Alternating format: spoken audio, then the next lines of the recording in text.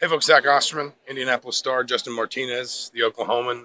We are standing here in the afterglow or the aftermath, depending on which locker room you were sitting in, of Indiana's come from behind game one win, 15-point fourth quarter deficit erased. Pacers win 111 to 110.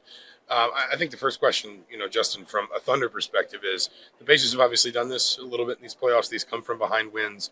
I would imagine in terms of a single game result, this is about as bloody of a nose as Oklahoma City's gotten in the postseason. How do they sort of process this and pull together going forward?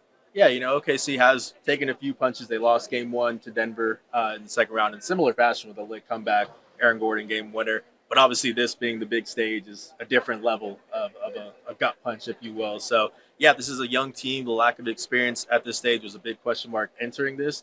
And now it's really going to have to show just are they going to be able to weather this storm and bounce back after a really tough game one loss. I think two big numbers that jump out are number one in the first half, obviously 20 Indiana turnovers. It kind of fluctuated between 19 and 20. They seemed to settle on 20 in the official box score somewhere during halftime, but I think only 9 points off those turnovers in the first half for Oklahoma City. And then the other one being three-pointers. The Pacers obviously a very good three-point shooting team. Oklahoma City kind of canceled that out for a while, but I think Indiana outscored them by 18 behind the three-point line in the fourth quarter. Just how much do you feel like maybe Oklahoma City is going to regret, I guess for lack of a better word, not stretching that gap out when they kind of had the foot down on the gas and they had the Pacers making mistakes? Yeah, you really touched on it there that I think Indiana finished with 25 turnovers, which tied for a season high.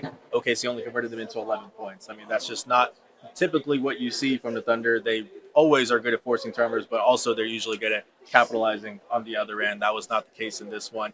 And especially when you're at home as well, you got the crowd on your side. Those are really the types of moments where you need to run away from the game because as you've seen by Indiana this whole playoffs, you can't give them any life down the stretch. This is their, fourth or fifth comeback of at least 15 points in the playoffs, most since 1998. So, yeah, this is something where you really have to shut the door on them early to prevent something from this happening. And that's where you wonder about the experience factor. Obviously, The Pacers were in the Eastern Conference Finals a year ago. They had a little bit of a slower start to the season for a number of reasons, but they've been playing maybe not as well record-wise as Oklahoma City, but still very, very well the last few months. You wonder maybe is that also a little bit of a team that knows how to even manage some of its mistakes as opposed to a team that maybe doesn't recognize how to really capitalize on those, manifesting itself, as you said, on the biggest stage. Yeah, and another thing also is, Indiana entered this series as a big underdog. Just a massive one. I think it was the highest betting underdog since 2018 with the Warriors and the Cavaliers.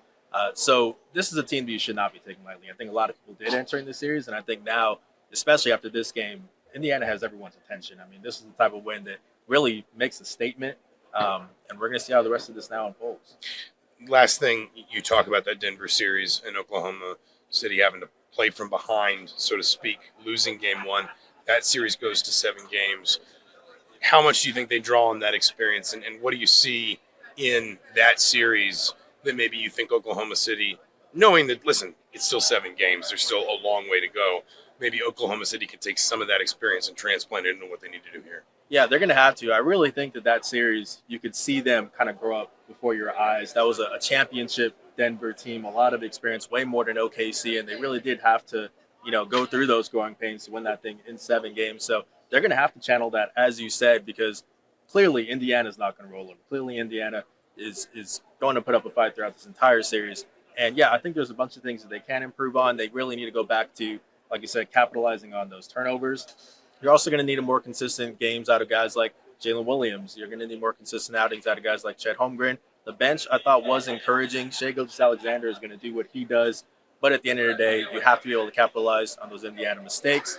And then you have to also not fold under the pressure. The youth, that's a big thing. But they're going to have to, really show up on this big stage because Indiana isn't going to go down lightly. Certainly didn't tonight. Indiana comes from 15 down in the fourth quarter. One more time to defeat Oklahoma City, 111 to 110 in Game 1 of the NBA Finals. Game 2 here Sunday before the series goes back to Indianapolis. For the Oklahoman, for the Indianapolis Star, thank you, Justin, for joining me. I'm Zach Oster. We'll talk to you soon.